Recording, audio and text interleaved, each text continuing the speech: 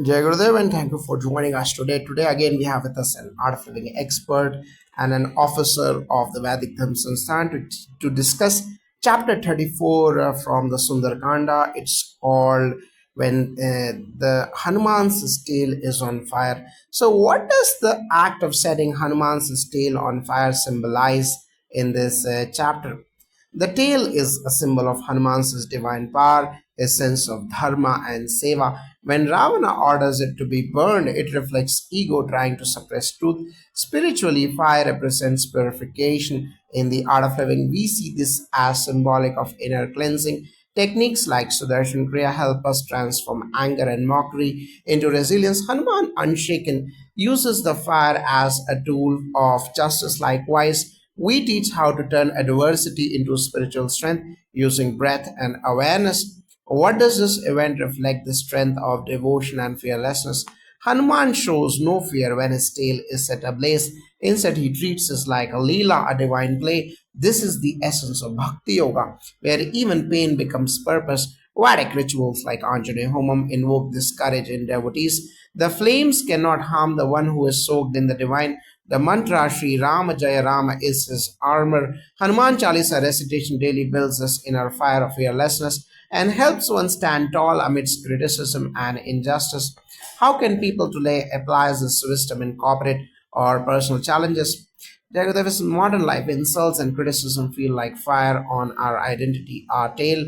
Hanuman didn't react with ego, he responded with intelligence and clarity. We teach in the DSN program Do Something Now, a dynamism for self and nation, how to transcend pain and act from a higher plane. When you do Sudarshan Kriya and practice Seva, your nervous system gains resilience like Hanumana. You act instead of react. You shine in adversity, using obstacles to uplift others and yourself. That's real power. So, how does this verse connect with the energy of Hanuman in homas and Vedic fire rituals?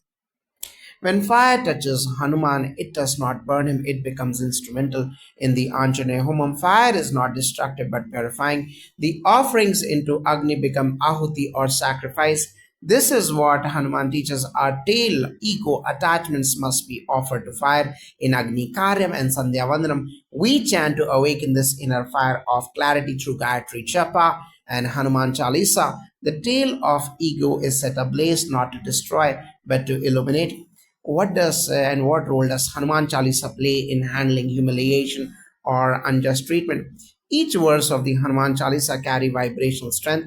When people face humiliation like Hanumana did, the Chalisa acts like spiritual armor. It reconnects you with your higher identity beyond insult, especially verses like Bhoot Pisach Nikat Nahi Aave. Mahavir Jab Naam Sunave affirm that no negativity can touch you. Regular chanting calms the emotional body and rewires the mind. Gurudev always says, don't let your smile be stolen. Hanuman teaches us to remain powerful and smiling even when the world tries to burn us. Can Anjaneya Homam and Art of Living Sadhana help children build such resilience early in life?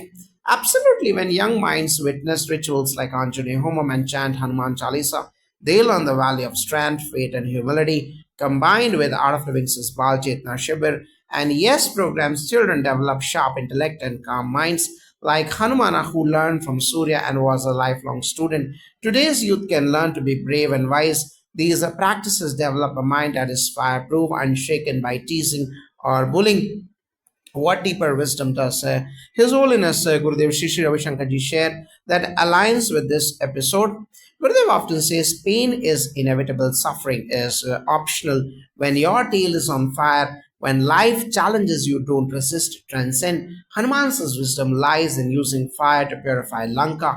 Similarly, Gurudev guides us to use yoga, pranayama, kriya, and meditation not just for calmness but for dynamism.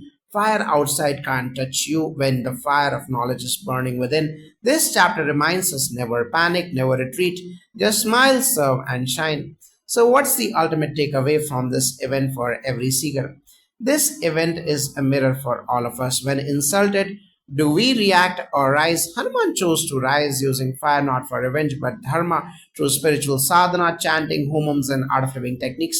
We can build this Hanuman like fire within. It reminds us when your purpose is seva, no insult can touch you. True power is calm, devoted, and divinely mischievous. That's Hanuman. That's who we can become. Jai Gurudev.